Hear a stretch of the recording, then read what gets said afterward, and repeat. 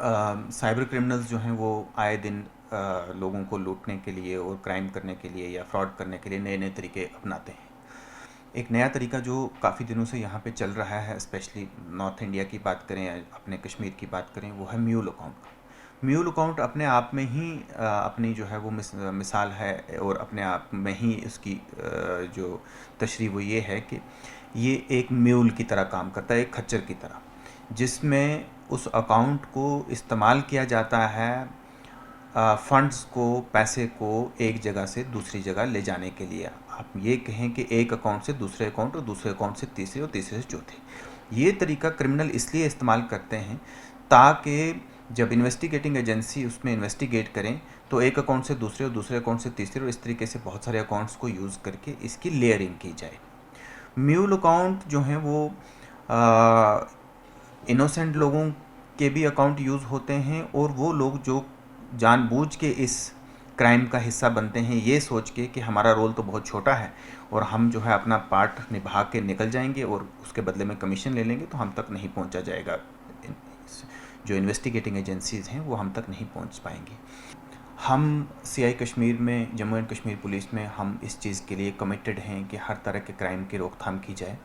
और terror financing और terrorist activities एक बहुत बड़ा क्राइम है जिससे हम काफ़ी अरसे से जूझ रहे हैं। तो हमारी जो है हर तक ये कोशिश रहती है कि हम टेरर फाइनेंसिंग का कोई भी चैनल जो है वो किसी भी तरीके का कोई ऐसा चीज़ है उसको देखें। ये जो म्यूल अकाउंट का जो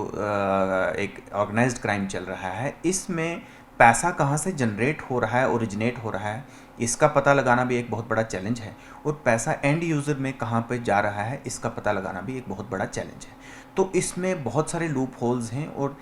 there are every possibility and apprehension that this money or this route can be used by the anti-national elements to fund various criminal activities which may also include the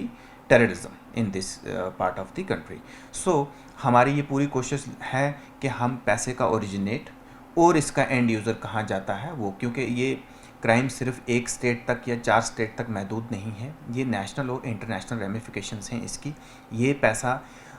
convert भी एक level पे, एक stage पे जाके हो जाता है digital currency में, और फिर उसके बाद डिफरेंट वॉलेट्स के ज़रिए या ब्लॉकचेन टेक्नोलॉजी के ज़रिए या क्रॉस चेन टेक्नोलॉजी के ज़रिए डिफरेंट सोर्सेज तक पहुंचता है।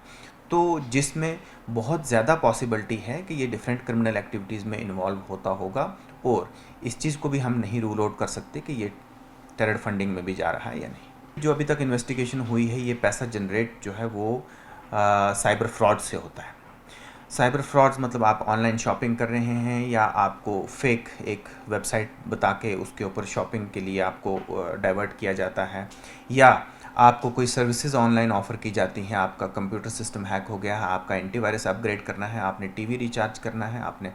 कोई भी ऑनलाइन ट्रांजैक्शन करनी है, वो ट्रांजैक्शन जो हैकर्स हैं वो आपको ऑनलाइन ही एक फेक वेबसाइट के ऊपर डाइवर्ट करके और उस तरीके से आपको रॉब कर लेते हैं, आपको लूट लेते हैं। जो लोग हैं उनसे जो है एक साइबर फ्रॉड के ज़रिए, साइबर क्राइम के ज़रिए ये फंड्स जो हैं जनरेट होते हैं। ये अभी हमने प्राइमरीली देखा है। But at the same time क्योंकि म्यूल अकाउंट यूज़ हो रहे हैं और बहुत हैवी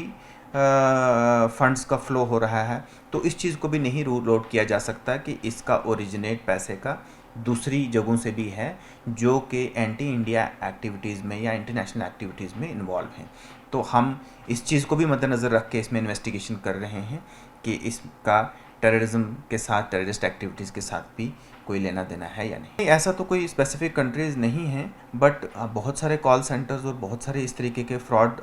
जो हैं, साइबर फ्रॉड जो हैं, उनका ओरिजिनेट जो हमारी पड़ोसी कंट्रीज़ हैं 2-3 उनसे हुआ है, और जहाँ से हमने 1-2 महीने पहले भी कुछ लोकल कश्मीरीज़ को रेस्क्यू किया था, जिनको एक नौकरी का लालच दे के उस कंट्री में बुलाया गया और वहाँ पे उनको कॉल सेंटर्स में बिठा के इस तरह के फ्रॉड करने के लिए उनको मजबूर किया जाता था। जम्मू कश्मीर में एक बड़े हवाला नेटवर्क का बांडाफोड़ हुआ है। करीबन 8000 ऐसे अकाउंट्स फ्रोजन किए गए हैं जिन्हें जो सुरक्षा एजेंसियां हैं या इन्वेस्टिगेटिव एजेंसियां हैं वो म्यूल अकाउंट बताती है। म्यूल अकाउंट जो ऐसे फंड्स को आगे बढ़ाती है जो कहीं रजिस्टर नहीं होती, और अगर इन्वेस्टिगेशन एजेंसी में सूत्रों की माने तो इसके तार भारत से बाहर कई देशों में जुड़े हुए हैं, जिनमें कंबोडिया, मलेशिया, चाइना और पाकिस्तान जैसे देश हैं। दरअसल जम्मू कश्मीर में आतंकवाद में जो फंडिंग होती थी उस पर जब लगाम लगी तो तब नए नए ऐसे हथकंडे इस्तेमाल किए जा रहे हैं जिनसे इन मिलिटेंट ऑर्गेनाइजेशंस तक फंड्स पहुंचाई जा सके, और इस म्यूल अकाउंट की साजिश को भी उसी में कहीं ना कहीं जुड़ा हुआ देखा जा रहा है। फिलहाल इन्वेस्टिगेटिंग एजेंसीज लगातार इस पे जांच कर रही है और कोशिश कर रही है कि इसका जो म्यूलर है, जो इसको चला रहा है, उस तक पहुंचा जा सके, उस कंट्री तक पहुंचा जा सके। कैमरा पर्सन मंजूर के साथ खालिद हुसैन, जी मीडिया, कश्मीर।